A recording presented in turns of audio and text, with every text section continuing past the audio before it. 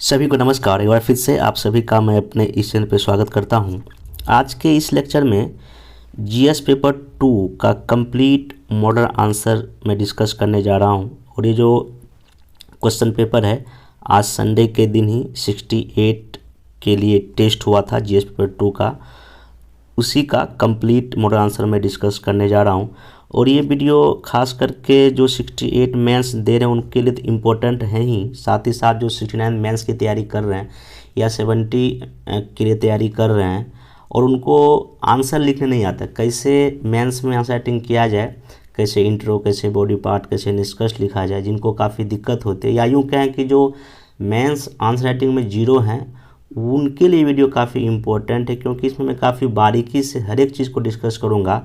और सबसे बड़ी बात है, इसमें आपको शॉर्ट क्वेश्चन आंसर जो बीपीएससी इस बार इंट्रोड्यूस किया है 68 में, उसको कैसे लिखा जाए, कैसे उसको 100 वर्ड के अंदर उस सारे पार्ट को उसका लिखा जाए वो बताऊंगा। बाकी लॉन्ग आंसर ही बताऊंगा। और काफ़ी स्टैंडर्ड टाइप का क्वेश्चन आज के पेपर में सेट किया गया था। तो सबसे पहले पेपर को देख लीजिए कौन कौन सा इसमें मैं क्वेश्चन पूछा था। सबसे पहला शॉर्ट क्वेश्चन आंसर में दिया था अंतर्राज्यीय परिषद या इंटर स्टेट काउंसिल। दूसरा था निष्क्रिय इच्छा मृत्यु या पैसिव यूथनेसिया। इसमें तीसरा सी नंबर क्वेश्चन था ऑफिस ऑफ प्रॉफिट मतलब लाभ का पद। डी नंबर में दिया था इसमें पब्लिक इंटरेस्ट लिटिगेशन मतलब कि PIL। ये शॉर्ट क्वेश्चन आंसर था। इसमें आपको 38 मार्क्स टोटल था। इसमें 4 से डिवाइड करेंगे, आपको पर क्वेश्चन 9.5 मार्क्स का आ रहा है। ठीक, उसको करना था। और इसमें दूसरा जो क्वेश्चन था भारतीय जो संविधान की मूल संरचना का जो सिद्धांत एक न्यायिक नवाचार है, उसको विश्लेषण करना था। फिर यहाँ में क्वेश्चन था कि जो भी हाल में काफ़ी चर्चा में ये एक्ट रहा है, लोक प्रतिनिधि अधिनियम 1951 के तहत जो है, क्या उसकी जो क्राइटेरिया है किसी को जो है ना आपको डिस्क्वालीफाई करने का, उसको वर्णन धारा का वर्णन करना, साथ ही साथ इसके लिए क्या जिसको डिस्क्वालीफाई कर लिया गया वो क्या इसके लिए उपचार कर सकते थे, ये क्वेश्चन था। तीसरा क्वेश्चन था प्रेशर ग्रुप क्या होता है और ये प्रेशर ग्रुप कौन कौन से टूल्स या साधन का यूज करती है अपने बात को मनवाने के लिए।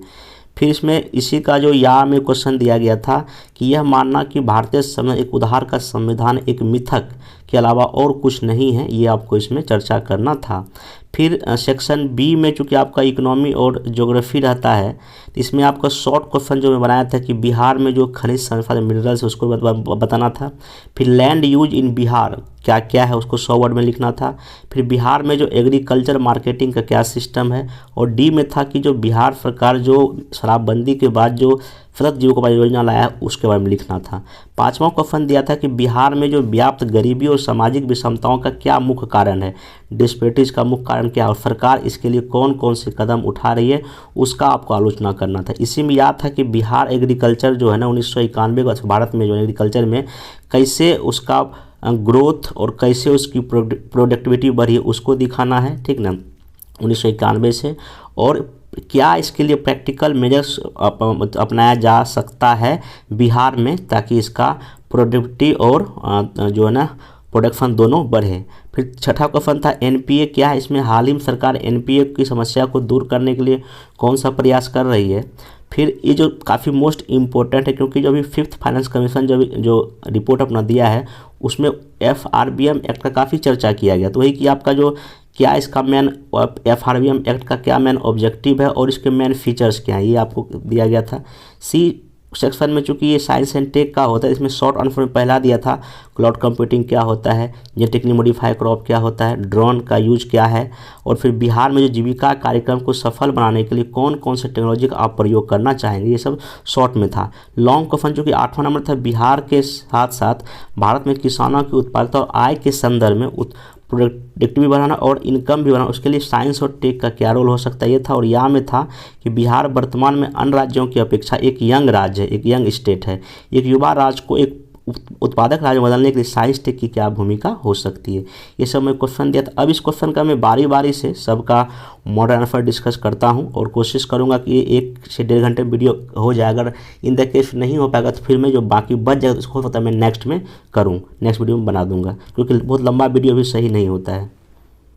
बाकी जिनको भी जो भी मैं आगे मॉडल में डिस्कस कर रहा हूँ, जिनको भी इसका पीडीएफ चाहिए, आप नीचे टेलीग्राम का लिंक दिया गया IAS फाइटर्स टेलीग्राम पे जाइए, आप वहाँ पे इसका पूरा मैं पीडीएफ शेयर कर दूंगा। हिंदी एंड इंग्लिश दोनों मीडियम में मैं आपका इसका पीडीएफ शेयर कर दूंगा। अभी मैं जो डिस्कस करूँगा हिंदी के पीडीएफ के थ्रू करूँ, क्योंकि थोड़ा टाइम की कमी होती है, दोनों को अभी नहीं कर सकता हूँ। लेकिन इंग्लिश मीडियम जिनका है वो जाके वहाँ से टेलीग्राम से इस मॉडल को पूरा अच्छे मतलब डाउनलोड करके पढ़ सकते हैं।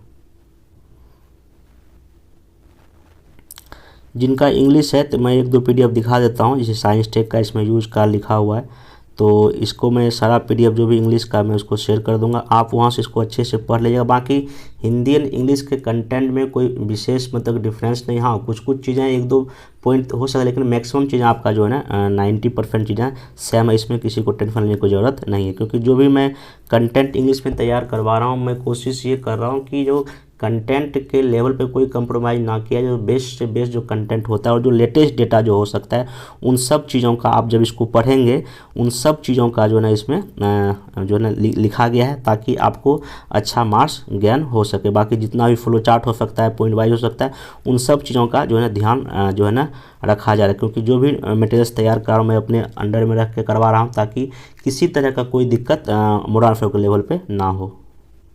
तो सबसे पहले जो शॉर्ट क्वेश्चन जितना भी है पॉलिटी का, इकोनॉमिक्स, ज्योग्राफी का एंड साइंस टेक का, मैं उसको कवर कर देता हूँ। क्योंकि शॉर्ट आंसर लिखने में कई लोगों को दिक्कत आ रहा है, खासकर जो कि बहुत ही नए हैं।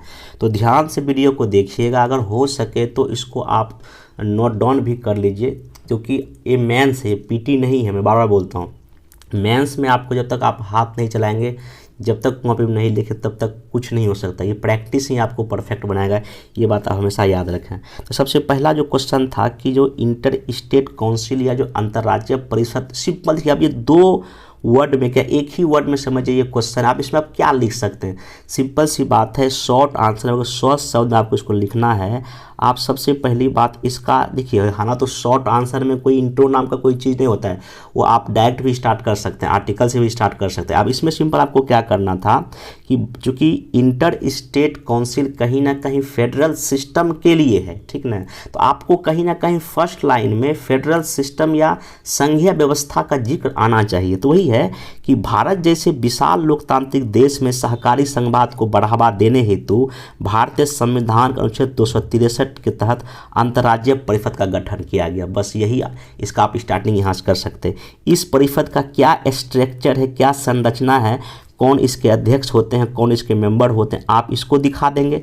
प्रधानमंत्री अध्यक्ष, फिर 6 सदस्य प्रधानमंत्री करते हैं, फिर केंद्र शासित प्रदेश के प्रशासक होते हैं और सभी राज्यों के मुख्यमंत्री होते हैं। इसको फ्लोचार्ट में फिर इस परिषद का राज्यों के बीच उत्पन्न होने वाले विवादों की जांच करने, सलाह देने, विमर्श करने की शक्ति निहित है तथा यह परिषद नीति व कार्यवाही के बेहतर समन्वय के हेतु सिफारिश करता है। हाल ही में अंतर्राज्यीय परिषद की बैठक आयोजित की गई थी, जिसमें कि नक्सली क्षेत्रों में विकास आदि के मुद्दों पर विचार विमर्श हुआ। अब आपको जब तक पॉलिटी के क्वेश्चन में एक दो करंट का अगर डेटा नहीं लिखे, तो शॉर्ट आंसर तो आपका मज़ा नहीं आएगा, मतलब उसमें नंबर आपको कम मिल सकता है। बाकी वर्तमान में यह परिषद कोऑपरेटिव फेडरलिज्म को बढ़ावा देने हेतु समान हितों को एक साथ करने हेतु बहुत ही क्या है, उपयोगी है। आप इतना भी अगर चीज़ें लिखेंगे आप इसमें लिख सकते हैं। बाकी अगर इसमें और अगर कुछ अगर आपको जोड़ना ही है, तो अभी हाल फिलहाल में जितना भी इंटर स्टेट का मीटिंग पिछले 2-3 साल का हुआ है, आप उसको यहाँ पे इसको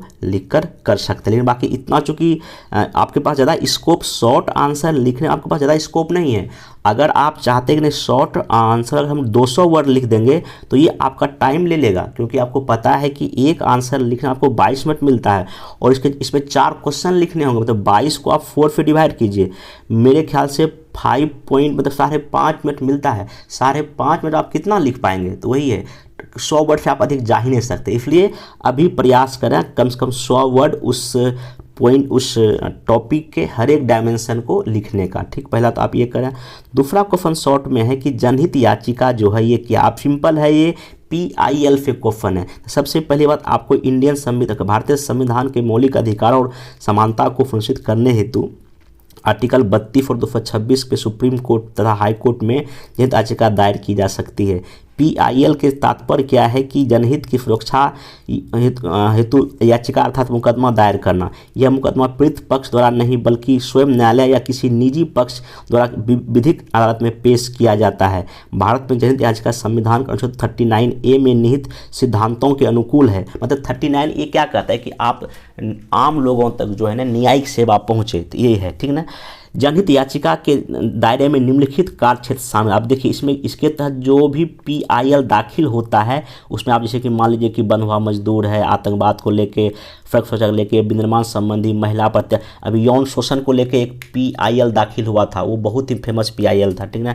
फिर दंगा पीड़ित के लिए, प्रदूषण के लिए, तो ये है जनहित याचिका से अधिकारों और जागरूकता के बारे में चेतना बढ़ती है। साथ ही साथ यह कार्यपालिका व विधायिका को उनके कर्तव्यों को हेतु बाधित करती है। अतः याचिका एक भ्रष्टाचार मुक्त प्रशासन को सुनिश्चित करने की दिशा में PN भगवती के प्रयासों मतलब उनका उन्हीं के 1970 के दशक में ये कॉन्सेप्ट इंडिया में आया था। हाँ, बाकी ये भी हाल फिलहाल में सुप्रीम कोर्ट ने एक जो है ना कुछ ऐसे PIL आ गया था जो कि उचित नहीं था, जो कि निजी लाभ के लिए था। आप यहाँ पे एक चीज़ जिक्र कर दें कि हाल ही में सुप्रीम कोर्ट ने एक निर्णय दिया है कि व्यक्तिगत स्वार्थ के लिए या किसी को बदनाम करने के लिए PIL दाखिल नहीं किया जा सकता है। अभी हाल फिलहाल में कुछ दिन पहले जजमेंट आया था, यहाँ पे थोड़ा लिखना छूट गया, आप उसको इसके बारे में एक निगेटिव बात इस PIL के बारे में आप मेंशन कर सकते हैं। बाकी इतना भी अगर आप लिख देंगे तो मेरे ख्याल से सफिशिएंट हो जाएगा, क्योंकि आपको फिर बार बोलता हूँ शॉर्ट आंसर में ज़्यादा लिखने का स्कोप नहीं, वो आपके प्रैक्टिस पे डिपेंड करता है कि आप उसको कितना परफेक्ट बना पाते हैं, कितना कम शब्द में मैक्सिमम बात लिख सकते हैं, ठीक। दूसरा जो क्वेश्चन ये था कि हाँ ऑफिस ऑफ प्रॉफिट मतलब लाभ का पद, अभी हाल ही में देखिए जब भी मैं बात बोलता हूँ आप करंट डेटा जरूर डालें। एक शॉर्ट में भी अगर 1-2 पॉइंट किसी करंट से जोड़ेंगे ना, आपका मार्क्स अपने आप इंक्रीज हो जाएगा। और ये सबसे बेस्ट तरीका आप इसमें बच्चे की तरह सीखिए कैसे इसको लिखना है। और एक बार ध्यान रखिए GS में थोड़ा बहुत आपके पास नॉलेज होना चाहिए, बातों को कहने के जब आपको कंटेंट नहीं होता आप कैसे, इसलिए फलाह जो बहुत ही फ्रेशर है जो कि 69 या 70 की तैयारी कर रहे हैं, एक बार कम से कम किसी बुक को रीडिंग कर लीजिए कि उस बुक में क्या क्या मेंस का एक बार पढ़ लीजिए। बाकी जब कंटेंट आ जाएगा तो आप उसको अपने अकॉर्डिंग अरेंज करके लिख पाएंगे। हाल ही में चुनाव आयोग द्वारा झारखंड के मुख्यमंत्री की विधानसभा से सदस्यता रद्द करने का मामला दृष्टिगोचर हुआ, जो लाभ के पद से संबंधित रहा था, ठीक है, अभी हाल में रहा था, ये स्टार्ट कर सकते। बाकी भारतीय संविधान द्वारा सांसद और राज्य विधानसभा के सदस्यों हैं तो अनुच्छेद 102 और 119 में व्यक्त किया गया। लाभ के पद का मतलब है जब कोई संबंधित पद पर बैठा व्यक्ति किसी दूसरे सरकारी पद पर आसीन हो जाए और उसके द्वारा वहां से भी वेतन और भत्ते लिया जाता हो, या इसके निर्णय से कोई व्यक्ति प्रभावित होता है, तब उसे सरकारी पद पर रहने का मतलब उसको लाभ का पद का है। अभी हाल ही में ना बिहार के शिक्षा मंत्री पर भी आरोप लगा, लेकिन ऐसा उनका मामला नहीं था, ठीक ना।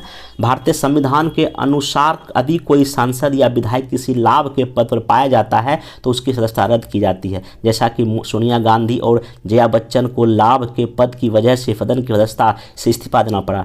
ठीक इसी प्रकार से 2018 में चुनाव आयोग की सिफारिश पर दिल्ली के 20 विधायकों को राष्ट्रपति द्वारा अयोग्य घोषित कर दिया गया था। अतः भारतीय संविधान के लाभ के पद का समय उल्लेख है, लेकिन इसे परिभाषित नहीं किया गया है। न्यायालय द्वारा इसका समय समय पर वर्णन किया जाता है। अब देखिए ये जो आंसर आपको दिखा गया होगा, यहाँ पे वो सारे कंटेंट है, आर्टिकल का जिक्र है, लेटेस्ट एग्जाम्पल का जिक्र है, और ये क्या होता है ये जिक्र है। अब इससे बेहतर और क्या आप लिख सकते हैं, अगर आप लिख सकते लिखने का कोशिश करें, लेकिन ये सबसे बेस्ट है आप इसको 100 शब्द के आसपास इन बातों को कहने का। दूसरा क्वेश्चन था यहाँ शॉर्ट में कि निष्क्रिय इच्छा मृत्यु क्या होता है। इसमें सिंपल सा बात है कि ये यूथनेसिया, दैट मीन्स कि अभी हाल फिलहाल में बहुत चर्चा में रहा था, कई सारे जो ऐसे बीमारी से ग्रसित लोग रहते हैं जिनका कि कोई इलाज नहीं है और उनका जो दर्द है, जो पीड़ा है, वो उसको सहा नहीं जाता है। तो यहाँ पे जो है कि आपको पता है कि हमारे देश का संविधान आर्टिकल 21 जहाँ जीने का अधिकार देता है, उसी में एक अंतर्निहित ये भी, अगर कोई दुख बहुत ही कष्ट से जी रहा है किसी बीमारी की वजह से और बीमारी मतलब इसका इलाज संभव ही नहीं है, उसको जो है ना ये निष्क्रिय इच्छा मृत्यु दिया जा सकता है। इसमें सिंपल सी बात है कि संविधान द्वारा आर्टिकल 21 गरिमापूर्ण जीवन जीने के साथ ही हर व्यक्ति को गरिमा के साथ साथ मरने का भी अधिकार दिया गया है, जिसे मेडिकल भाषा में निष्क्रिय इच्छा मृत्यु कहा जाता है। निष्क्रिय इच्छा मृत्यु तात्पर्य की पीड़ा रहित सुखद मृत्यु, मतलब कि अर्थात किसी व्यक्ति को असहनीय पीड़ा को खत्म करने हेतु जानबूझकर उसका जीवन को समाप्त करने की पद्धति है। इसके लिए रोगी के वेंटिलेटर या फीडिंग ट्यूब जैसे कृत्रिम लाइफ सपोर्ट सिस्टम को रोक दिया है। मतलब जो मेडिकल ट्रीटमेंट उनका चल रहा है, अगर मान किसी को ऑक्सीजन सप्लाई हो रहा है, उनके ऑक्सीजन सप्लाई को हटा देना, दैट मीन्स कि वो अपने आप क्या हो जाएंगे, मर जाएंगे। तो मतलब ये है कि जो है ना क्योंकि जब कोई दर्द असहनीय जब हो जाए तो ऐसा चीज़ हो सकता है, और इसलिए अगर सुप्रीम कोर्ट में कई बार मामला गया भी है, तब सुप्रीम कोर्ट ने ऐसा कुछ यहाँ पे दिया। हाँ, इसमें बहुत सारा टर्म एंड कंडीशन है, तो वो जब लॉन्ग क्वेश्चन जब कभी हम बताएं तो वहाँ हम डिस्कस कर देंगे ये इसमें क्या क्या term and condition supreme court ने जारी किया है। तो भारत में जो निष्क्रिय इच्छा मृत्यु है तो लिविंग विल अर्थात वसीयत करने की अनुमति दी गई है। जो मेडिकल कोमा में रहने या लाइजाज बीमारी से ग्रसित होने की वजह से इच्छा मृत्यु चाहते हैं, इसके लिए मेडिकल बोर्ड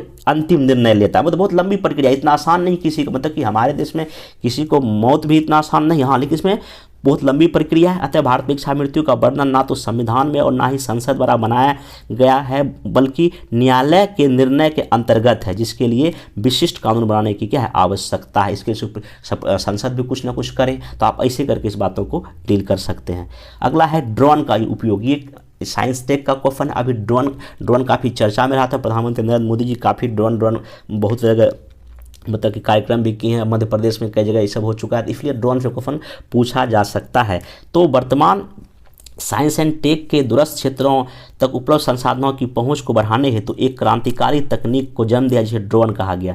ड्रोन एक जो है ना कमांड एरियल व्हीकल है, अर्थात मानव रहित विमान जो कि आकाश में बिना किसी पायलट एवं इंसान के उड़ने वाला एक रोबोट है, जैसा कि जो है ना उड़ी जो है ना दर्शाया गया। हाल ही में इस प्रौद्योगिकी के प्रयोग से कुछ बढ़ोतरी हो रही है। इसमें सिंपल सा देखिए, पहला है कि ड्रोन का प्रयोग कहाँ कहाँ हम लोग कर सकते। अभी जब कोविड आया था तो कई राज्य सरकार ने जो है ना जो दवाई के लिए या वैक्सीन को पहुंचाने के लिए ड्रोन टेक्नोलॉजी का इस्तेमाल किया था। ये बेहतरीन इसका यूज़ था, जैसे सेना कर सकती है, वन्यजीव संरक्षण कर सकती, कृषि में, अंतरिक्ष में, फोटोग्राफी में, शादी समारोह में, डिलीवरी अमेजन में हो सकता है, आपातकालीन बचाव, राहत सामग्री पहुंचाने में और दवा और भोजन पहुंचाने में इसका ये यूज हो सकता है। ये क्वेश्चन लॉन्ग भी पूछ सकता है। अगर लॉन्ग में पूछे तो आप इसी सब बात को आराम से डिफाइन कर सकते हैं। इसके प्रयोग से ना केवल लागत में कमी जा रही है, बल्कि समय की भी बचत हो रही है, साथ ही व्यापार वाणिज्य में भी बढ़ोतरी का दृष्टिगोचर होता है। अब इससे और आप अधिक क्या लिख सकते हैं, इतना आप लिखेंगे चीज़ आपके लिए बेहतर हो जाएगा। बाकी बिहार में भी इसका काफ़ी यूज है। बाकी हालांकि इस तकनीक के हैक करने की समस्या और गोपनीय जानकारी की सुरक्षा के दृष्टिकोण से यह खतरा प्रस्तुत करता है तथा उड़ान भरते समय पक्षियों के टकराने का भी खतरा बना रहता है। हालांकि इस सब के बावजूद यह तकनीक मतलब कि चौनवे विकास की धारा को प्रस्तुत करता है, जिसके लिए भारत सरकार जो DGAC भी प्रतिबद्ध है। यहाँ का जो टेक्निकल डिपार्टमेंट है, जिसके तहत भारत में ड्रोन उड़ने के लाइसेंस दिया जाता है। तो ये देखिए, इसमें नेगेटिव बात कुछ आ गया, इसका पॉजिटिव बात आ गया, और ये 100 शब्द के रेंज में है, इससे बाहर ये नहीं है। आप ऐसे ही लिखने का क्या करेंगे, प्रयास करेंगे। फिर नेक्स्ट जो क्वेश्चन है, हाँ, जेनेटिकली मॉडिफाइड क्रॉप, ये जैव तकनीक से क्वेश्चन लिया गया है शॉर्ट में। आपको सिंपल इसमें को दिखा देना ये क्या है कि वर्तमान भूमंडलीकृत लोकतांत्रिक युग में संशोधन केवल संविधान में ही नहीं, अपूर्ति फसलों के आनुवांशिकता पर भी दृष्टिगोचर होता है, जिसे वैज्ञानिक रूप में जेनेटिकली मॉडिफाई की संज्ञा दी जाती है। मतलब कि जीन के लेवल पर किसी तरह का हेरफेर करना, बदलाव करना ही आपको GM फसल कहलाता है। जेनेटिकली मॉडिफाइड फसल ऐसे फसल होते हैं जिस किसी एक पौधे के जीन में दूसरे पौधे का डालकर प्रोत्साहित किया जाता है। इन फसलों को अधिक उपज, पोषण योग, सूखा प्रबंधन क्षमता, कीटरोधक आदि से युक्त उद्देश्य हेतु विकसित किया जाता है। भारत सहित विभिन्न देश जैसे USA, अर्जेंटीना, कनाडा आदि इस तकनीक का उपयोग कर उच्च फसल पैदावार को प्रोत्साहित कर रहे हैं। भारत में केवल BT कपास जो है, कॉटन को ही इसके लिए प्रयोग किया गया और बाकी किसी के लिए नहीं। जैसा कि BT बैगन है, GM सरसों है, लेकिन ये अभी विवाद की स्थिति में। हालांकि इन संशोधित उत्पादों से कुछ नकारात्मक स्थिति भी उत्पन्न होती है, जैसा कि आपका जो है ना खाद्य पदार्थ में एलर्जी आ जाता है, एंटीबायोटिक दवाओं का प्रतिरोध तैयार कर लेता है, कैंसर आदि बीमारियों की समस्या उत्पन्न होने की संभावना बनी रहती है। हालांकि इन सब के बाद GM फसल उत्पादकता के क्षेत्र में एक बड़ी क्रांति है, जो न केवल भूमि, कृषि, किसान के दृष्टिकोण से बल्कि समय और स्थान के दृष्टिकोण से भी काफ़ी क्या है, उपयुक्त है। अब देखिए, यही है आपको ये सब चीज़ कैसे डेवलप, ये सब आप लेखन का जब करेंगे लगातार, कम से कम मैं क्या बोलता हूँ, एग्जाम देने से पहले कम से कम 50 शॉर्ट आंसर हर एक सब्जेक्ट का लिख लीजिए। क्योंकि अब आप समझिए GS पेपर 2 में आपको सब मिला के 3 शॉर्ट आंसर लिखना है, और फर्स्ट पेपर में 2 मतलब 5 क्वेश्चन, मतलब 5 गुना अगर आप 38 कीजिएगा, देखिए बहुत बड़ा हो जाता है, तो आप 900 600 में, इसलिए आपको इसको तैयार करना ही पड़ेगा, क्योंकि ये बहुत बड़ा ना फैक्टर प्ले करेगा इस बार के रिजल्ट में, मेंस में। अगला जो इसमें है क्वेश्चन, हाँ, क्लाउड कंप्यूटिंग क्या। देखिए क्लाउड कंप्यूटिंग अभी लेटेस्ट टेक्नोलॉजी, जिसमें कि अभी जो हम लोग के पास जो मोबाइल है उसमें स्टोरेज सिस्टम रहता है, लेकिन क्लाउड कंप्यूटिंग एक इंटरनेट पे स्टोरेज सिस्टम है जो कि आपके पास जो डेटा मेमोरी वो यूज नहीं करता, बल्कि क्लाउड या कहीं जगह स्थिर जो है ना सर्वर से आपके डेटा को स्टोर करता है, आप वहाँ से उसको एक्सेस करते हैं। सिंपल इसमें क्या लिखना है, क्लाउड कंप्यूटिंग एक ऐसी तकनीक है जिसमें डेटा और प्रोग्राम को इंटरनेट की सहायता से कहीं स्टोर, मैनेज या रिट्राइव कर सकते हैं। जब किसी डेटा को कंप्यूटर में स्टोर किया जाता है तो वह हार्ड डिस्क में स्टोर होता है, परंतु क्लाउड कंप्यूटिंग के द्वारा डेटा को क्लाउड में स्टोर जो है ना करते हैं, जिसमें हार्ड डिस्क, डेटाबेस और सॉफ्टवेयर एप्लीकेशन का प्रयोग किया जाता है। इससे खर्च में कमी, उत्पादकता में वृद्धि और सुरक्षा को बढ़ावा मिलता है। एग्जाम्पल के फेसबुक में इमेज व फाइल क्लाउड पर स्टोर होते हैं, जिससे कि निम्न फायदा, आप जो फेसबुक में या जो भी उसमें शेयर करते हैं वो आपका वो कहीं ना कहीं क्लाउड पर जाकर होता है। इसका देखिए फ़ायदा, सब पहला बात तो यही है कि डेटा को स्टोर का बैकअप वहाँ मिल जाता है। ई गवर्नेंस में जानकारी को शेयर करने में, शिक्षा के क्षेत्र में यूजर इंटरनेट प्रयोग कर किसी प्रकार का जानकारी एक्सेस कर सकते हैं। ई कॉमर्स में मेंटेनेंस कम, व्यय कम होगा, मोबाइल के जरिए एक्सेस कर सकते हैं, अधिक मेमोरी स्पेस इसमें रहता है, तो हमको इसमें अपना नहीं लगता है। ये सब बाकी एंटीवायरस के इसका जो हम प्रयोग कर सकते हैं।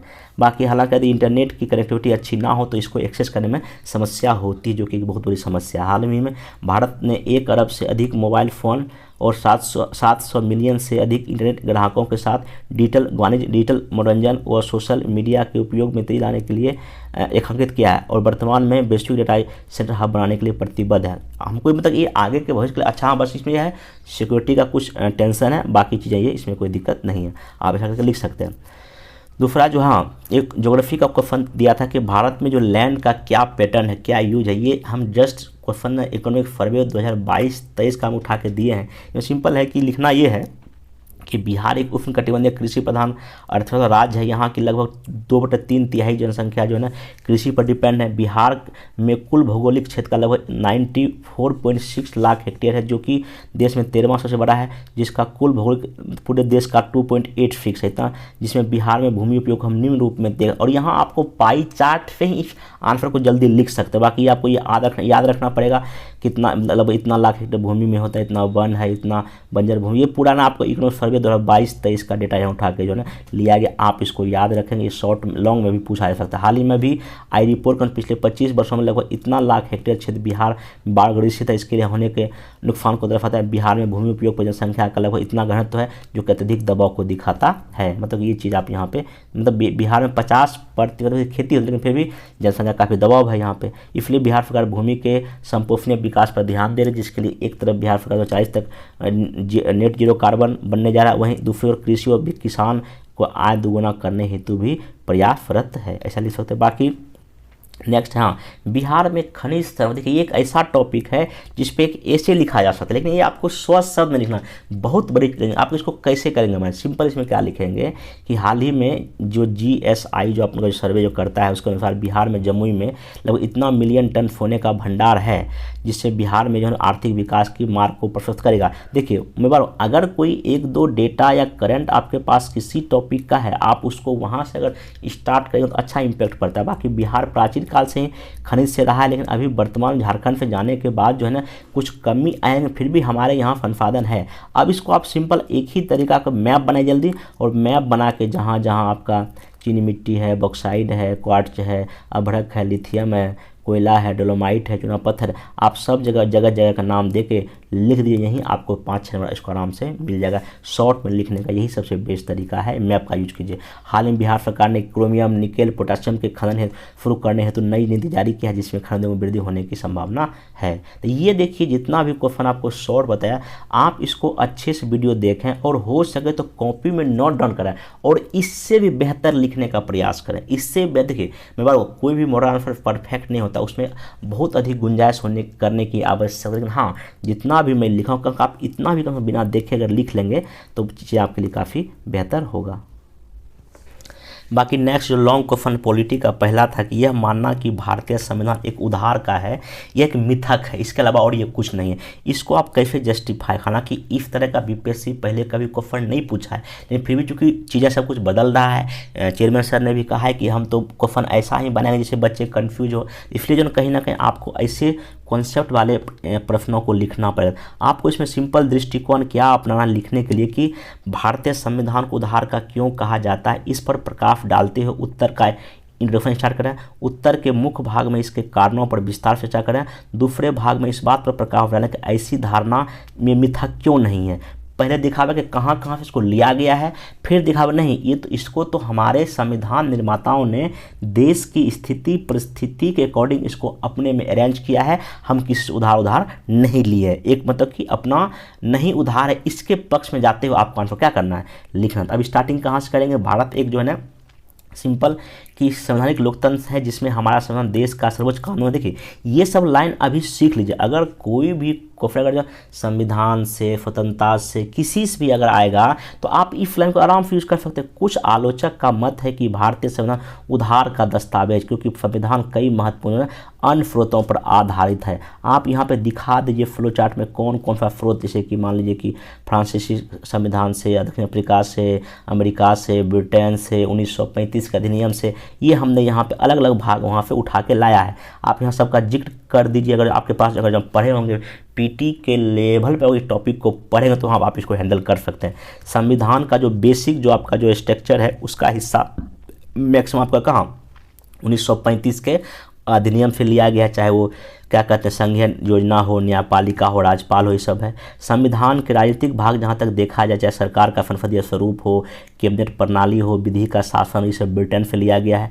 संविधान का जो दार्शनिक हिस्सा चाहे मौलिक अधिकार हो, अमेरिका से लिया गया और हम डीपीएसपी आइलैंड से लिए हैं। फ्रांसीसी संविधान से हमने क्या क्या लिया है, स्वतंत्रता मतलब बंधुत्व का कॉन्सेप्ट हमने हासिल किया है।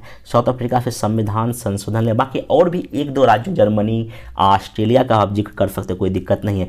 इस प्रकार इस पर आलोचकों को इसे उधार का थैला कहते हैं, ठीक ना, आरोप लगाते हैं कि लेकिन यह एक मिथक है। जैसे कैसे मिथक, अब कैसे मिथक आप इसको लिखिए कि दुनिया के सभी लोकतांत्रिक संविधानों में कुछ बुनियादी विशेषताएं समान हैं।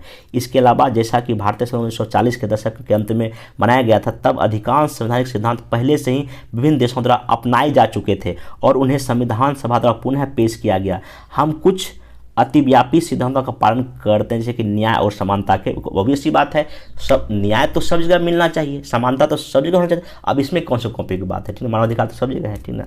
संविधान सभा ने इन प्रावधानों की आंख मूंद कर नकल नहीं की, बल्कि भारतीय जरूरतों के अनुसार अब उसमें संशोधन किया।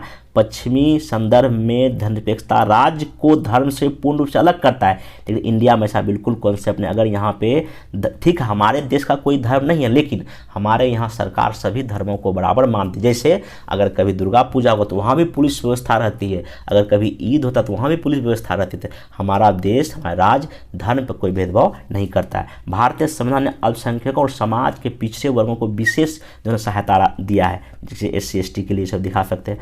भारतीय संविधान ने देश में मौजूदा सामाजिक, आर्थिक, राजनीतिक विभाजन को पाटने की कोशिश की और इस प्रक्रिया में परिवर्तनकारी दस्तावेज बनाया गया। एकदम उदाहरण के लिए यूनिवर्सल एडल्ट फ्रेंचाइज की शुरुआत से ही से प्रदान, जबकि दुनिया के कई देशों में आपको वयस्क मताधिकार नहीं था, लेकिन इंडिया में ऐसा अप्लाई किया गया। भारतीय संविधान एक जीवंत दस्तावेज है जो बदलते समय में विकसित होने की क्षमता रखता है और इस प्रक्रिया में कई जगह जो आप इसमें कई तक संशोधन भी कर सकते हैं और कई चीज़ इसमें जोड़ा भी गया। निजता का अधिकार हो गया, पंचायती राज अधिकार भी होगा, तो इसलिए इसको हमने मिथक ही कह सकते हैं कि भाई इसको उधार से लिया गया है। भारतीय संविधान की सरलता उस तरीके से नहीं जिसमें कि भारतीय आकांक्षाओं के अनुसार विभिन्न संवैधानिक सिद्धांतों को व्यवस्थित संशोधित करता है। जैसा कि B.R. अम्बेडकर ने कहा कि सभी संविधानों को उनके मुख्य प्रावधानों में समान दिखना चाहिए, विकृतियों को दूर करने और देश की जरूरतों को समायोजित करने के लिए बलिदान किए गए हैं। तो आप ऐसा करके, और चूँकि संविधान संशोधन भी हो सकता है, अगर कोई चीज़ वहाँ अगर सही नहीं है उसको वहाँ से हटा सकते हैं। आप ऐसा करके निष्कर्ष जो है ना ले सकते हैं। बाकी दूसरा क्वेश्चन था कि दबाव समूह से आप क्या समझते हैं। दबाव समूह द्वारा उपयोग किए जाने वाले विभिन्न प्रकार के साधनों का एग्जाम्पल सहित उल्लेख कीजिए। सिंपल सी बात है, इसको दिखाना था। जब भी मैं बोलता हूँ क्वेश्चन जब भी पढ़ा तो 2-3 बार पढ़ें।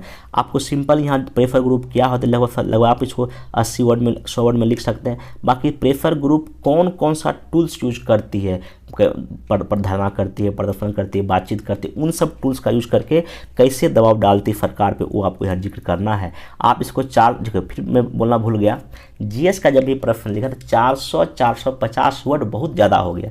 400-450 रेंज में रहे हैं और इसी में हर एक डायमेंशन लिखने का क्या करना है, प्रयास करना। बाकी इसमें पहला वही है कि आप इसमें लिख सकते हैं कि दबाव समूह वही समान हितों वाले लोगों का एक ग्रुप है जिसमें संघ होते हैं। ये संगठित होकर जो विधायिका, कार्यपालिका अन्य निर्माताओं को अपने पक्ष में करने की कोशिश करते, जैसे कि federation of Indian chambers of commerce and industry, FICCI. ये 1930 के आसपास ही संगठन बना है और तब से ये हमारे वाणिज्यिक व्यापार को बहुत ही प्रभावित करता है। जब भी कहीं बजट पेश होता है तो वित्त मंत्री या अन्य जो बजट से जो लोग जुड़े होते हैं फिक्की के साथ बैठक करते हैं कि हाँ आपका क्या विचार है, क्या रहा है। एसोचैम में भी कहीं ना कहीं प्रेफर ग्रुप है। इंडिया यंगर्स कमीशन, ये भी देश का प्रमुख जो है ना आपका प्रेस ग्रुप। अब प्रेफर ग्रुप देखिए क्या क्या करती है। पहला काम क्या, लॉबी तैयार करती है लोगों की, दलों के साथ वित्तीय पोषण होता है इसका, मीडिया का प्रयोग करती है, प्रदर्शन विरोध धरना करती है, अपील व जनहित याचिका दायर कर सकती है, नागरिक समाज संगठनों की भागीदारी को सुनिश्चित करता है और जनमत तैयार कराने में इसकी बहुत बड़ी भूमिका है। आप वही बात है कि लिखिए, अब जनमत तैयार कर दबाव समूह लोगों का एक बार विशिष्ट मुद्दे के प्रति उनका दृष्टिकोण आकार देने का काम करने से कि दबाव समूह कर्नाटक में कैगा परियोजना के संदर्भ में पर्यावरण जागरूकता बढ़ाने का प्रयास कर रहे हैं, ठीक ना। फिर लॉबी तैयार करना, मान लीजिए कि इस समय सरकार के जो MSME उद्योगों के लिए वेतन तंत्र की मांग कर सकते हैं, कहने का लॉबी का काम करता है। फिर देन जो आप यहाँ पे दिखा सकते हैं PIL दाखिल करके सरकार की चीज़ों को अपने मनमाने के कर सकते हैं। यहाँ पे लिख सकते हैं कि मेधा पाटेकर और उनके सहयोगियों ने नर्मदा बांध और विशेष रूप से सरदार सरोवर परियोजना से प्रभावित लोगों के पुनर्वास के प्रश्न राज्य और केंद्र स्तर पर कार्यपालिका पर अत्यधिक दबाव बनाया है। और भी कई जगह ऐसी चीज़ें होते रहता है। बाकी types of prefer group India में कौन कौन, वही बिजनेसमैन है, फर्म है, किसानों का है, व्यवसायिकों का है, जातिगत ग्रुप है, कुछ ट्राइबल्स ग्रुप है, कुछ विचारधारा ग्रुप है, कुछ ट्रेड यूनियन जिसको बोलते हैं फर्म संगठन, फिर कुछ विद्यार्थी का भी है जैसे अखिल भारतीय विद्यार्थी परिषद है, फिर आप कांग्रेस का अलग अलग है, ठीक ना। बाकी कुछ धार्मिक संगठन भी, ये क्वेश्चन BPSC ऑलरेडी एक बार पूछ चुका है, ठीक ना। बाकी एग्जाम्पल बता दिया। प्रदर्शन ही लोग करते हैं, जुलूस निकालते, जैसे कि छात्र लोग देखिएगा हमेशा सरकार कुछ बोला प्रदर्शन करना शुरू कर देते हैं, ध्यान रखिएगा। एग्जाम्पल किसानों का भी हुआ था 2001 में, कृषि कानून को निरस्त करने के लिए किया गया था। नागरिक समाज संगठन की भागीदारी को सुनिश्चित करना, कहीं ना कहीं ये लोग क्या करते हैं, भारत में बड़े पैमाने पर दबाव की राजनीति एक रूप है। ये जो नागरिक समाज संगठनों सरकार पर दबाव समूह रूप में कार्य करते हैं, ध्यान। बाकी एग्जाम्पल पर्यावरण की सुरक्षा के नागरिक समाज बहुत मुखर रहती है। चिपको मूवमेंट, याद रखिए चिपको मूवमेंट में कैसे वहाँ जो पेड़ पौधे कट रहे थे उसके खिलाफ वहाँ के जो है ना प्रेफर ग्रुप ने काफ़ी जो है ना आंदोलन किया था। बाकी राजनीतिक दलों का वित्त पोषण, कुछ लोगों द्वारा यह तर्क दिया जाता है कि नीति निर्माता को प्रभावित करने के लिए दबाव समूह समय समय पर राजनीतिक दलों को अभियान को वित्त पोषित भी करते हैं। बाकी मीडिया का प्रयोग, दबाव समूह कुछ मुद्दों पर लोगों को जागरूक बढ़ाने के लिए पेम्पलेट्स बांटते, प्रेस विज्ञप्ति जारी करते और चर्चा एवं वाद विवाद भी आयोजन करते हैं।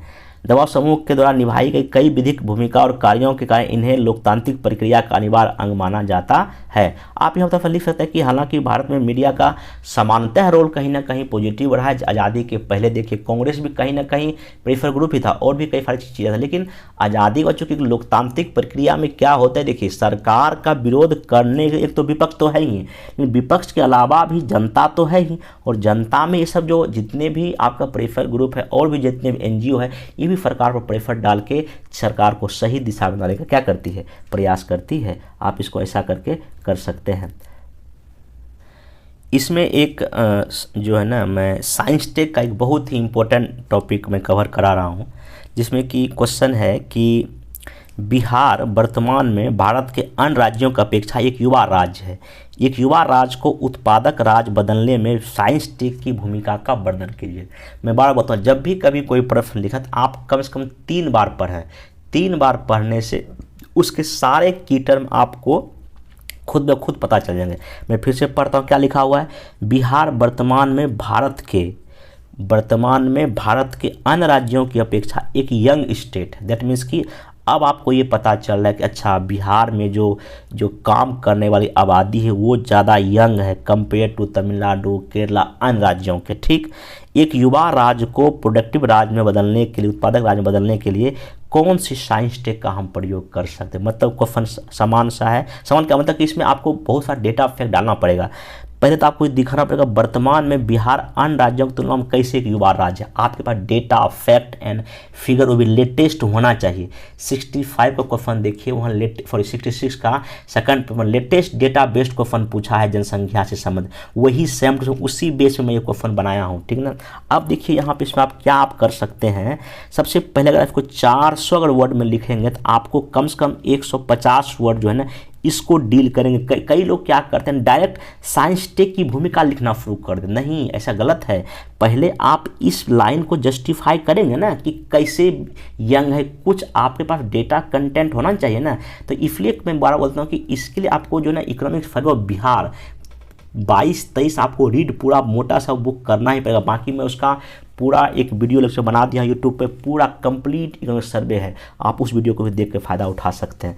अब देखिए इसमें आपको स्टार्टिंग क्या कर सकते हैं, संसाधन होते नहीं बल्कि बनाए जाते। ये जिम्बर मैंने भूगोल के बहुत बड़े जानकार उनका एक स्टेटमेंट है कि संसाधन होते नहीं उसको बनाए जाते हैं। मतलब कि जैसे अगर कोई इंसान है, जब उसको शिक्षा, स्वास्थ्य जब तक आप नहीं दीजिएगा तो वो संसाधन नहीं बनेगा। वही चीज़ यहाँ कहता है।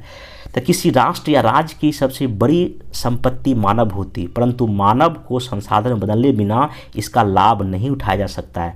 आर्थिक सर्वे 2022-23 के अनुसार बिहार की 52% आबादी 15 से लेकर 59 साल की, वहीं 42% आबादी लगभग 0 से लेकर 14 साल की है। अर्थात जनसंख्या अधिकतम भाग युवाओं की है। विज्ञान तकनीक के आयामों के प्रयोग विविध आयामों के प्रयोग से बिहार एक विकसित राज्य बन सकता है। मतलब कि कहें तो यहाँ पे आप भूमिका में दिखाइए कुछ डेटा फैक्ट। और देखिए मैं यहाँ सर्वे 2022-23 की बात कर रहा हूँ, मतलब कि डेटा लेटेस्ट है, इसको कोई पुराना भी नहीं कर। अब यहाँ पे आप क्या करेंगे, जो फर्स्ट लाइन था उसको जस्टिफाई करें कि जो जनसंख्या जो डेमोग्राफिक डिविडेंड हमारे पास है उसका जो सिनेरियो है, उसका जो फैक्ट एंड फिगर जो है, एक जो कंपेयर करके एक विवरण प्रस्तुत कीजिए कहाँ कितना स्थिति है और बिहार और अन्य राज्यों की। अब इसमें क्या लिखेंगे, वही कि आपका जो UNFPA जो संस्था है जो रिपोर्ट जारी करती, एनुअल रिपोर्ट पूरे वर्ल्ड की जो अभी हाल ही में जारी हुआ है कुछ दिन पहले, उसी का रिपोर्ट है। वो रिपोर्ट कहता है 23 के अनुसार भारत की कारफिल आबादी लगातार बढ़ रही है और अभी लगभग 28 से 29 साल की हमारे देश की औसत आयु है।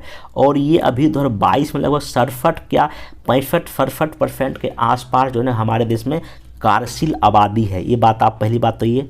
इस रिपोर्ट के अनुसार दक्षिण राज्यों की औसत उम्र ज़्यादा है।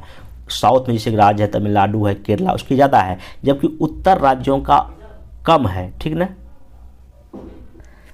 इसी रिपोर्ट में ये भी कहा गया है कि दक्षिण राज्यों का जो ना औसत जो ज़्यादा है और ये आपका उत्तर का कम है। और इसमें ये कहा गया कि 2031 तक जो है 22 प्रमुख राज्यों में से 11 की जो वर्किंग जो पॉपुलेशन है उसका कुल आकार घटने लगेगा। केरला की आबादी वैसे अभी ज़्यादा एज की हो गई है। बिहार में 2051 तक कामकाजी उम्र की संख्या बढ़ने की घोषणा है। दैट मीन्स ये है, ठीक है, इंडिया एक जो है ना जनसंख्या लवांश वाला कंट्री है, नो डाउट है, बट हमारे राज्यों के बीच में काफ़ी डिफरेंसेस है। जब भी कभी आप ऐसे आंसर लिखें तो इस चीज़ का जिक्र करें, ठीक है ना। फिर बिहार, मध्य प्रदेश, यूपी जैसे राज्यों में जो TFR जो टोटल फर्टिलिटी रेट जो है, जो एक पूरी जो एज में जो महिलाएं जो बच्चे जन्म देते उसके रेट जो है ये 2.5 के आसपास है, जबकि दिल्ली, महाराष्ट्र, तमिलनाडु राज्यों में ये 1.5 है। अलग अलग राज्यों की TFR को देखते हुए एक अलग अलग नीति बनाने की आवश्यकता है। अब जनसंख्या लाभांश में बिहार के लिए जो नीति होगी वो अलग होगी, केरला के लिए अलग है, क्योंकि दोनों की आबादी का जो कंपोजिशन वो बिल्कुल अब अलग हो चुका है। और एक ही तरह का अखिल भारतीय दृष्टिकोण नहीं चलेगा, one size fit for all, अब ये कॉन्सेप्ट नहीं चलेगा, क्योंकि जनसंख्या लाभांश की स्थिति को लेकर अलग अलग राज्य अलग अलग स्थिति में, आपको ये चीज़ पता होना चाहिए। भारत ने वर्ष 2025-26 2005-06 में ही जो है ना जनसंख्या लाभांश की स्थिति में प्रवेश किया है, जो 55-56 तक बना रह सकता है। 2050 तक भारतीय औसत आयु 38 साल होगी। वहीं अमेरिका और चीन वर्तमान में ही 38 और 39 है, मतलब कि अमेरिका की आयु लगभग आज से समझिए कि 25 साल बाद लगभग 60 के आसपास होगी और हमारी लगभग कितना रहेगी, 38 रहेगा। ये हमारे लिए बहुत ही बड़ा जो है ना एक बड़ा फैक्टर प्ले करेगा इंडिया को डेवलप करने के लिए। ये देखिए लेटेस्ट डेटा है 2023 का भी जो आया है उसको, और इसी के बेस पे हो सकता है इस बार एक क्वेश्चन रह जाए, ठीक ना। अगर रहेगा तो आपको जब तक ये बात जस्टिफाई नहीं करेंगे कैसे बिहार औरों से बेहतर अभी यंग है, तब आपको इसमें फुल मार्क्स मिलेगा। अब जो जनसांख्यिकीय लाभांश से जुड़ी हुई क्या चैलेंज बिहार में, पहली बात यह है महिलाओं की भागीदारी बहुत ही कम है, लगभग वही 15-20% से भी कम है भागीदारी महिलाओं के काम में।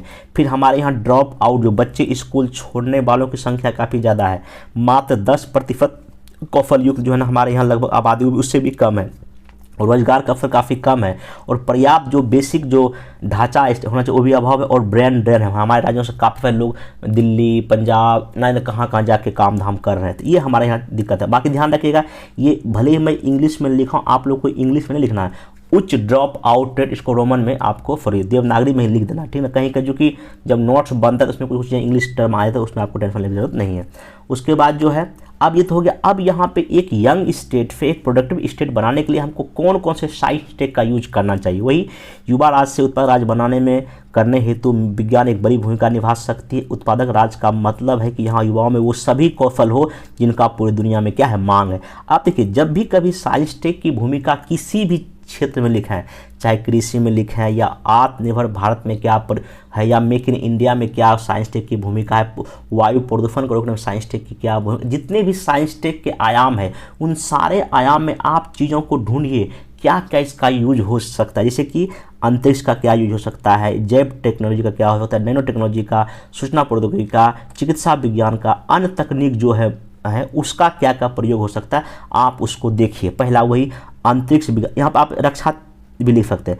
अंतरिक्ष विज्ञान के जरिए हम क्या कर सकते हैं, बच्चों को सौरमंडल, उसके ग्रह के बारे में जानकारी देना, कक्षा की गति, उपग्रह निर्माण के लिए ट्रेनिंग दिया जा सकता है। जैसे कभी इसरो का एक कार्यक्रम है युवा वैज्ञानिक कार्यक्रम, ऐसे कार्यक्रम अगर स्टेट लेवल पर भी चले तो कितना अच्छा होगा। माध्यमिक और उच्च माध्यमिक या कॉलेज स्तर पर भी अंतरिक्ष विज्ञान की पढ़ाई की जानी, ताकि जाके बच्चे आगे जाके हम जो है ना हमारे यहाँ स्किल की कोई कमी ना हो, ठीक ना। अगर एक बच्चा अगर साइंटिस्ट बनता है तो वो कई को साइंटिस्ट बना सकता है, ऐसा चीज़ है, ठीक ना। जैव टेक का जहाँ तक बात है, बायोटेक्नोलॉजी की बात है, इसका भी परिचय खाद जो कि हमारे देखिए प्रोडक्टिव राज्य कैसे बनेगा, जब बच्चों में सही पोषण तत्व जाएगा, जब खाना ही सही नहीं, बीमार पड़ जाएगा तो वैसे भी वो काफिल आबादी नहीं रहेगी। तो इसलिए आपको खाद्य सुरक्षा के दृष्टिकोण से, पोषण युक्त भोजन के दृष्टिकोण से जैव टेक्नोलॉजी का बेहतर प्रयोग कर सकते हैं। और इसके लिए जो मिड डे मील है जो हम लोग के बच्चे को है उसमें तो काफ़ी इसका यूज है।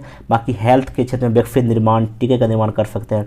बच्चों को इसके प्रति कृषि में कैसे हम बायोटेक्नोलॉजी कैसे यूज करें इसके बारे में बता सकते हैं। नैनो टेक का प्रयोग करके पढ़ाई में स्कूली स्तर पे, कॉलेज स्तर पर हम कर सकते हैं। इस तकनीक का प्रयोग छोटे लैपटॉप, मेडिसिन आदि बनाने, रोबोट छोटे बनाने में इसको हम कर सकते हैं। नैनो टेक्नोलॉजी का सूचना तकनीक के जरिए हम अधिकतम आबादी तक पहुंच सकते हैं। जैसे इंटरनेट के माध्यम से पढ़ाई कर सकते हैं, स्मार्ट क्लास अभी विकसित कर ही रहे हैं, ई लाइब्रेरी बना सकते हैं, AI, internet of things, machine learning आदि का हम ट्रेनिंग दे सकते हैं बच्चों को। इंटरनेट के माध्यम से विदेशी एमएनसी कंपनियां संपर्क करके हम टेक्नोलॉजी हासिल कर सकते हैं। जापान है, सिंगापुर है, ताइवान सब देशों से कर सकते हैं। बिहार के अधिकतम युवा ग्रामीण क्षेत्रों में हैं, इनके शिक्षा, स्वास्थ्य, रोजगार, सहायता आदि राशि कहीं ना कहीं जो है हम साइंस टेक के जरिए पहुंचा सकते। जैसे कि डायरेक्ट बेनिफिट ट्रांसफ़र है, ये भी तो साइंस टेक है। जैम है, जनधन आधार है, मोबाइल है, ये कहीं ना कहीं एक पूरी प्रदेश बदलने के लिए तैयार है, हमारे राज्य को प्रोडक्टिव करने में। जैसे ई गवर्नेंस के जरिए हम यहाँ तक पहुँच सकते। आप इसमें और भी बहुत देखिए बहुत सारा बात जोड़ सकते, लेकिन जो कि लिखने का लिमिटेशन होता है। बस मैं सिर्फ आपको वे रास्ता बता रहा हूँ कैसे आप किसी भी ऐसे के हर एक जीएस के डायमेंशन को लिख सकते हो। भाई एक ऊपर राज्य में तब्दील करने का मतलब है कि कृषि, खाद्य प्रसंस्करण, विनिर्माण क्षेत्र, शिक्षा, स्वास्थ्य, खेल, स्पोर्ट में काफ़ी स्कोप है साइंस टेक का। राजनीति में, परिवहन आदि में विज्ञान की भूमिका अनिवार्य है। अब वही आगे करा कि हाँ शिक्षा और स्वास्थ्य पर निवेश करें, विज्ञान के प्रति बच्चों में जागरूकता पैदा करें, अनुसंधान आधारित नीति का और स्कूल शिक्षा का विकास हो, और कृषि में निवेश करके हम ये सब काम क्या हो सकता है कर सकते हैं। बस ऐसे करके आपने हर एक एंगल जब आंसर को लिखेंगे ना तब आपको जो अच्छा नंबर मिलने का गुंजाइश रहेगा। दूसरा जो इसमें है क्वेश्चन, ये काफ़ी मतलब कि अच्छा क्वेश्चन है, बीपीएससी 2 बार पूछ चुका, मैं आज भी क्वेश्चन दिया था। क्वेश्चन ये है कि 1991 से बिहार कृषि में, भारतीय कृषि में जो उत्पादन है, जो प्रोडक्शन है, या उसको बोलते हैं जो ग्रोथ है, उत्पादकता के रुझानों का मूल्यांकन करें, बिहार में कृषि उत्पादन और उत्पादकता को बढ़ाने हेतु तो कौन से व्यवहारिक या प्रैक्टिकल उपाय किए जा सकते। देखिए क्वेश्चन कितना अच्छा है। 91 के बाद जब हमने नई आर्थिक नीति को अपनाया तब से देखिए उत्पादन का मतलब क्या है कि आपका कितना उत्पादन पर ईयर हो रहा है, और ये उत्पादकता या प्रोडक्टिविटी का मतलब है कि प्रति हेक्टेयर कितना केजी उत्पादन हो रहा है, आपको ये दिखाना था, उसका करना था। अब बाकी जो है ना बिहार में इसको बढ़ाने के लिए कौन कौन से उपाय किए जा सकते ये लिखना था। मतलब कि ये क्वेश्चन 50-50% में आपको 50% यहाँ देना पड़ेगा, 50% यहाँ देना पड़ेगा, तभी आपको अच्छा नंबर। कई लोग क्या करते हैं इसी को 80% लिख दिए और इसको 10% लिख के निपटा देते, नहीं नंबर आपको आधा ही मिलना है। इसलिए जब क्वेश्चन को 2 बार 3 बार पढ़ेंगे तो कितना कितना वेटेज है ये आपको समझना पड़ेगा, यही बहुत लोग गलती कर देते हैं। चलिए नेक्स्ट यहाँ पे क्वेश्चन भूमिका में देखिए, भूमिका में कुछ भी आप बेहतर करके लिख सकते हैं। जो क्वेश्चन का डिमांड वही कि भारतीय कृषि न केवल खाद्य सुरक्षा के दृष्टिकोण से बल्कि रोजगार, महिला सशक्तिकरण, ग्रामीण विकास और आत्मनिर्भरता के लिए भी महत्वपूर्ण है। देश के जीडीपी में कृषि का योगदान 1950-51 में जहाँ लगभग 55% था, वहीं अभी 21-22 में घटकर लगभग 20-21% हो गया। देखिए ये सब डेटा लगभग है। देखिए आपको एग्जामिनर ये बिल्कुल आपसे उम्मीद नहीं करता है कि आप एग्जैक्ट डेटा लिखें। माने कि भारत की कारफिल आबादी 60% से लगभग ज़्यादा है तो क्या दिक्कत है, या 65% के आसपास है, तो ये जो ना लगभग अगर लिखने से आपका हर एक समस्या का समाधान हो जाता है। क्योंकि एग्जाम को पता है कि कोई भी मेंस में डेटा इनफैक्ट उसको एग्जैक्ट याद नहीं होगा, वो लगभग ही लिख के आपको काम चलाना पड़ेगा, ठीक ना। और वहीं लगभग 50% आबादी को प्रत्यक्ष और प्रत्यक्ष रूप जो खेती पर क्या है इंडिया में निर्भर है, ठीक ना। अब यहाँ पे आज़ादी के बाद कृषि विकास के लिए कौन कौन से मेनली प्रयास 1-2 लिखा, क्योंकि ये मेरा मॉडल आंसर जो कि आप लोग को समझाना तो इसे थोड़ा डिटेल में यहाँ लिखा गया है। प्रथम पंचवर्षीय योजना कृषि विकास दिया गया। 1966 लगभग हरित क्रांति लगभग आया था। 70 के दशक में दूध क्रांति आया था। 1991 हमने नई आर्थिक नीति को क्या किया अपनाया। 1991 में आर्थिक नीति अंतर्गत कृषि में क्या क्या प्रयास किया गया भाई, कृषि का मशीनीकरण करना, आधुनिकीकरण करना, उन्नत बीज खाद को आपूर्ति करना, नई कृषि व्यापार नीति और कॉन्ट्रैक्ट फार्मिंग लाया गया था, खाद प्रोसेसिंग इंडस्ट्री को आगे बढ़ाना और मार्केटिंग जो कृषि का उसको विकास करना, और कृषि टेक्नोलॉजी जो एग्रीकल्चर में नए तकनीक का प्रयोग करना, ये सब कुछ ना कुछ कॉन्सेप्ट। और ये 8वीं पंचवर्षीय योजना था जब ये न्यू जो है इकोनॉमिक पॉलिसी लाया गया था। 8, 9, 10, 11, 12 और बाकी अभी जो चल रहा है तो 17 के बाद लगभग 5-6 साल, ये आपको इसमें मेनली आपको रुझान करके क्या करना है। देखिए जैसे क्वेश्चन यहाँ पूछा 1991 में, पूछने का मतलब है 1991 हमारे देश के इकोनॉमिक डेवलपमेंट एक बहुत बड़ा लैंडमार्क है। 1991 के पहले हमारा बाजार क्लोज था। 91 मेरा हमने बाजार को क्या कर दिया, पूरी तरह खोल दिया है। हमने वैश्वीकरण जो LPG को तो उसको हमको अपने अपनाया है। ऑब्वियस सी बात है इसका प्रभाव न केवल कृषि बल्कि उद्योग पर पड़ा। हो सकता है इस बार क्वेश्चन ये पूरे 91 बाद सेवा सर्विस सेक्टर में कैसे कैसे ग्रोथ रेट हुआ है ये पूछ सकते हैं आपसे, या मैन्युफैक्चरिंग में क्या क्या हुआ है, और मेक इन इंडिया इसको कहाँ तक करने में सफल रहा है। कुछ क्वेश्चन तो कुछ भी बन सकता है, लेकिन हाँ बस आपको उन सारे डायमेंशन को जब पढ़ें तो उसको ध्यान में रखें कि हाँ यहाँ से भी क्वेश्चन बन सकता है। अब यहाँ पे देखिए 1991 से भारतीय कृषि में उत्पादन क्या कॉन्सेप्ट है, मैं यहाँ दिखा दिया। उत्पादन का क्या मतलब है, मतलब कुल मात्रा हर एक साल, और उत्पादकता का मतलब क्या है, प्रति हेक्टेयर कितना केजी आपका प्रोडक्शन हो रहा है। 1991 जो नई आर्थिक नीति लागू की गई थी तो कृषि में जीडीपी का लगभग 30 या 35% के आसपास जीडीपी में हिस्सा था, परंतु वृद्धि दर निगेटिव था उस समय, उस साल बहुत निगेटिव हो गया था, ठीक ना। उसके बाद यहाँ पे अब देखिए मैं यहाँ पे क्या किया हूँ, चूँकि ये क्वेश्चन किसी भी एंगल से पूछे तो आप उसको आराम से सॉल्व कर सकते हैं। देखिए यहाँ पर मैं क्या 91 से लेकर 2022 तक वृद्धि दर बता दें। देखिए ये देखिए ग्रोथ रेट है, यहाँ 0% है, ये 2 है, 4 और 6 है, और ये माइनस वाला है, यहाँ माइनस लिख सकते हैं। देखिए 1990-91 देखिए माइनस था, यहाँ दिख रहा है। फिर इसके बाद देखिए बढ़ा, लगभग ये लगभग 5 या 6 के आसपास आ गया था। फिर देखिए घटा, यहाँ 2011 में इतना हो गया। फिर देखिए 2004 में देखिए इतना हो गया। अब फिर देखिए जब कोविड आया था घटा, अब धीरे धीरे लगभग 3.5 के आसपास इस साल जो सर्वे आया है ना उसका मैं डेटा यहाँ लेटेस्ट लाया। और ये सब आपको इंटरनेट, ये देखिए ऐसा मेरे ख्याल से जो लाइन ग्राफ है किसी बुक में नहीं मिलेगा, बुक में मिलेगा 2015 तक का डेटा। ये आपको इकोनॉमिक सर्वे से, बजट से ऐसे लाइन ग्राफ को लेना पड़ेगा, आपको लिखना पड़ेगा। दूसरा देखिए मैं यहाँ क्या किया, यहीं पे दिखा दिया हूँ कि जो है अभी पिछले जो 4 साल में क्या क्या ग्रोथ रेट रहा है पर ईयर। 19-20 में 5.5%, 20-21 में 3.3%, 21-22 में 3% और इस साल का जो आया है ना ये 3.5 पर। अब इतना कम का आप जरूर याद रखें क्या मेरा ग्रोथ रेट, ये ग्रोथ रेट है, ठीक ना। अब यहाँ पे जो है ना मैं यहाँ लिख दिया हूँ कि आर्थिक सर्वे 2022-23 के अनुसार पिछले 6 वर्षों में भारतीय कृषि 4 से लेकर 6% के आसपास जो है ना वार्षिक वृद्धि कर रहा है। उसके बाद आप यहाँ पे मैं लिखा हूँ प्रोडक्शन का क्या रुझान है। भारत पिछले 3 दशक के दौरान कृषि मोर्चे पर प्रभावकारी कदम उठाया है, जिसका उत्पादन भी बढ़ रहा है और उत्पादकता भी बढ़ रहा है। आप देखिए यहाँ पे ये उत्पादक का मैं यहाँ पे ग्राफ बनाया हूँ, ये देखिए मिलियन टन में है पर ईयर। 1950 में देखिए 51 मिलियन टन जो है पर ईयर प्रोडक्शन पूरे अनाज का होता था, 91 बढ़ के 190 हो गया, 15 में 250 होगा और अभी लेटेस्ट लगभग ये 323 मिलियन टन के आसपास जो है ये पहुंच गया। तो ये आप डेटा इन फैक्ट देखिए ये सब लगभग में है, अगर कोई एग्जैक्ट कहेंगे तो देखिए 1-2 आगे पीछे हो सकता है, लेकिन उतना एग्जैक्ट डेटा मैंने हाँ एक अनुमान किया इतना था।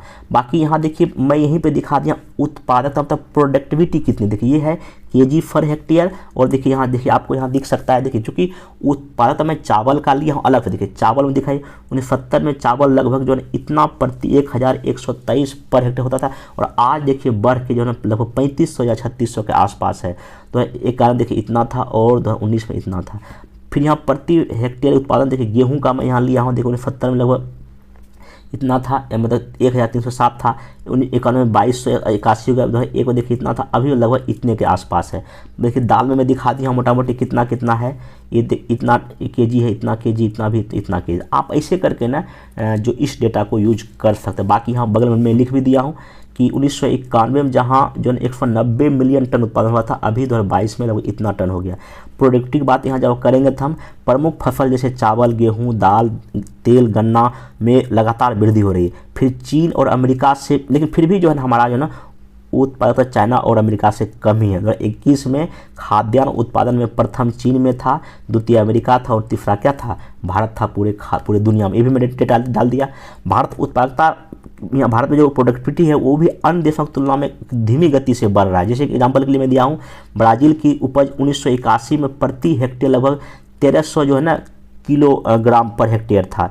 उधर 11 में उसका बढ़ कर पता है 4900 किलोग्राम हो गया, जबकि इंडिया का जो है ना मात्र जो है ना अभी लगभग 3600 ही मतलब कि केजी पर हेक्टेयर, लेकिन देखिए उसका लगभग 5000 केजी पर हेक्टेयर है ब्राज़ील देशों का।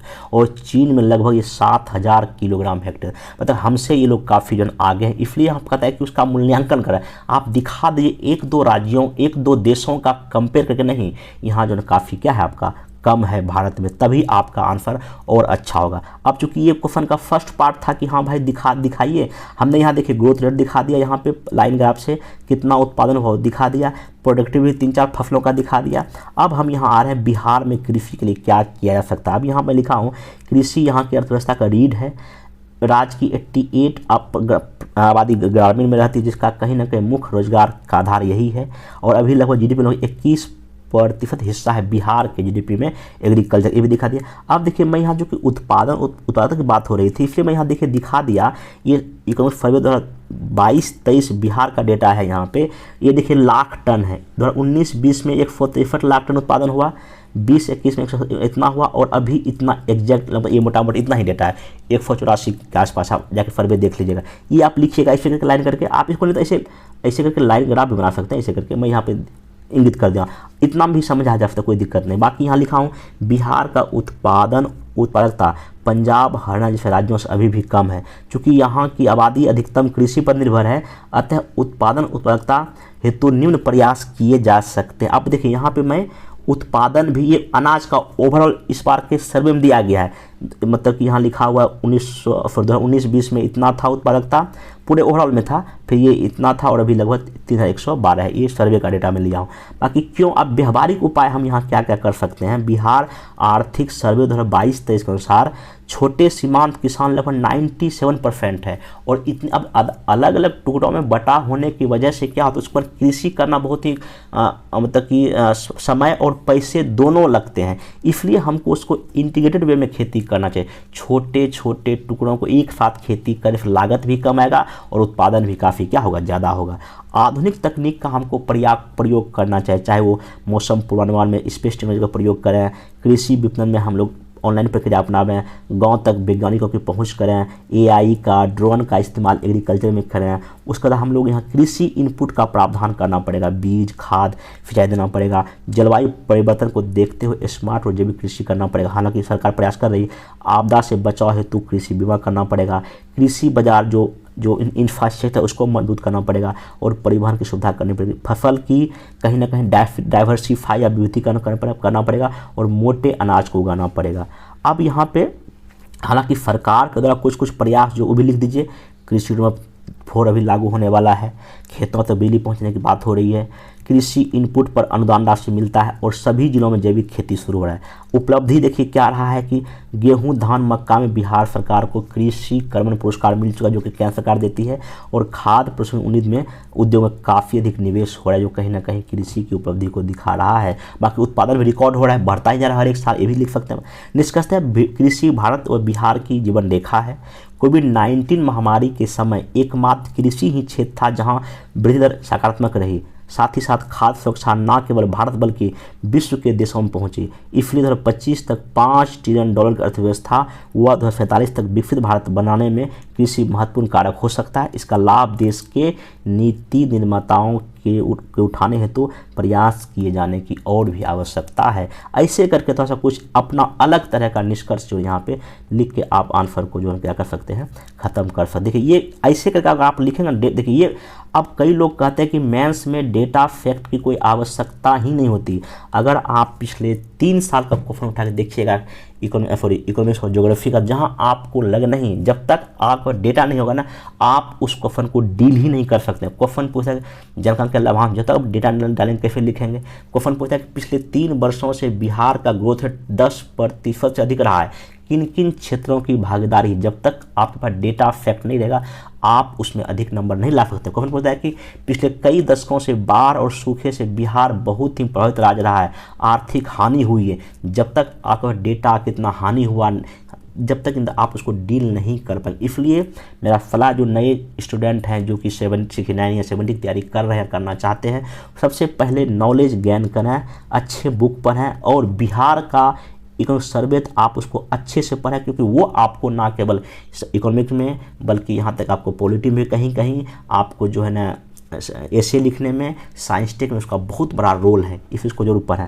बाकी अच्छे अच्छे बुक आपको पढ़ना ही चाहिए। एक क्वेश्चन लास्ट था कि बिहार में कृषि की उत्पादकता बढ़ाने में साइंस टेक की क्या भूमिका हो सकती है। इसको मैं था शॉर्ट में, ये पहले ही मेरा लिखा हुआ था कि जब 2022 में जब किसानों की आय दोगुनी करने का लक्ष्य सरकार ने रखा था, हालांकि ये तो लगभग मोटा मोटी पूरी तरह सक्सेस नहीं हुआ है अभी, तो इसमें देखिए साइंस टेक की क्या भूमिका हो सकती है, ओवरऑल आप यही भी लिखा हुआ है। देखिए थोड़ा डेटा पुराना है, इसमें एक नीति आयोग ने एक रिपोर्ट जारी किया था कुछ साल पहले, अभिनव भारत 875 न्यू इंडिया 875 रिपोर्ट के अनुसार भारतीय कृषि में जो कार्बन लगभग 49% अभी भी है, लेकिन जीडीपी हिसाब भी लगभग 20% के आसपास है। इसकी मुख्य वजह निम्न उत्पादकता है, सिंचाई, आउटडेटेड मशीन, वैज्ञानिक और खेती में गैप है, वैज्ञानिक और खेती में काफ़ी गैप है हमारे देश में। अतः किसानों की आय को बढ़ाने हेतु आधुनिक कृषि तकनीक का प्रयोग किया जा सकता है। अब देखिए मैं बार बोलता हूँ, जब भी कभी आप कोई भी किसी भी क्षेत्र में साइंस टेक का यूज लिखा है उसको कई डायमेंशन ब्रेक कर दें। अगर कृषि की अगर बात करें, आप बताइए यहाँ पे जो मैं लिखा हूँ, पहला उपग्रह तकनीक का प्रयोग कीजिए, किसमें, मौसम का पूर्वानुमान वेदर फोरकास्टिंग में कीजिए, मिट्टी की जांच में कीजिए, बाढ़ सूखे से बचाव में कीजिए, सूचना देने में कीजिए, और विपणन में जियो टैगिंग कीजिए, ठीक ना। फिर बायोटेक का कीजिए, फसल का संकलन कराइए, उत्तक संवर्धन कराइए, जेनेटिक कृषि की, जैविक कृषि कीजिए, खरपात वायनाफी हटाइए और शीत भंडारण कीजिए। फिर आप मतलब विद्युत का प्रयोग करिए, सौर ऊर्जा का प्रयोग कर सकते हैं, पवन ऊर्जा कर सकते हैं, बायोमास का यूज कर सकते हैं। फिर आप कृषि में डिजिटल का कीजिए यूज, आर्टिफिशियल इंटेलिजेंस का कीजिए, बिग डेटा एनालिसिस कीजिए, कितना उत्पादन होगा, कितना मौसम रहेगा। फिर आप इंटरनेट ऑफ थिंग्स का प्रयोग कीजिए, ड्रोन का प्रयोग कीजिए, आईटी का यूज कीजिए, किसान कॉल सेंटर लगाइए, ई-नैम को जोड़िए, ऐप डेवलप कीजिए, और भी कई सारे अन्य भी इसके जिसके यूज हैं। वही कि अभी यदि मैं लिख दिया हूँ कि खेतों की जुताई में छोटे छोटे ऑटोमेटिक मशीन लगाइए, कीटनाशक लगाइए, सिंचाई के लिए ड्रिप सिंचाई कीजिए, पंप सेट बनाइए, इलेक्ट्रिक मोटर लगाइए, ठीक ना। उसके बाद सेंसर युक्त जो है ना फसल सेंसरयुक्त यंत्र का प्रयोग कीजिए जिसमें कि फसल पका है यानी आपको बता देगा, सिंचाई आवश्यकता है रूप कर लीजिए, कृषि सब्सिडी दीजिए, डीबीटी का प्रयोग कीजिए, रोबोट का कुछ काम के लिए कीजिए, सिंचाई के लिए कि स्किल डेवलपमेंट के किसानों का अलार्मिंग सेंसर लगाए कि हाँ फसल को नुकसान ना हो जानवर से या किसी चीज़ों से, भंडारण के लिए कुछ ना कुछ आपने जल कृषि कीजिए, शुष्क कृषि कीजिए, मौसम पूर्वानुमान कीजिए, मतलब कई सारा हदबंदी, भूमि सर्वे कीजिए, भूमि का ऑनलाइन सर्वे कराइए या कुछ मतलब कई चीज़ों में जो ना इसका जो ना आप साइंस टेक का प्रयोग करके अपने प्रोडक्टिविटी को क्या कर सकते हैं, बढ़ा सकते हैं। लेकिन हाँ कृषि में साइंस टेक में क्या समस्या वो भी लिख दीजिए। छोटे किसान हमारे यहाँ जागरूकता की कमी है, साइंस का प्रयोग करने से किसान डरते हैं, ये सब आप एक दो नेगेटिव बात लिख के हाँ अतः सरकार को इस दिशा में बेहतर प्रयास करने की क्या आवश्यकता है और कृषि रिफॉर्म में इस सबको शामिल किया जाना चाहिए। बाकी इसमें एक क्वेश्चन और मैं कर लेता हूं क्योंकि 1 घंटा का वीडियो हो गया है, बाकी इसको नेक्स्ट वीडियो और हम कर लेंगे।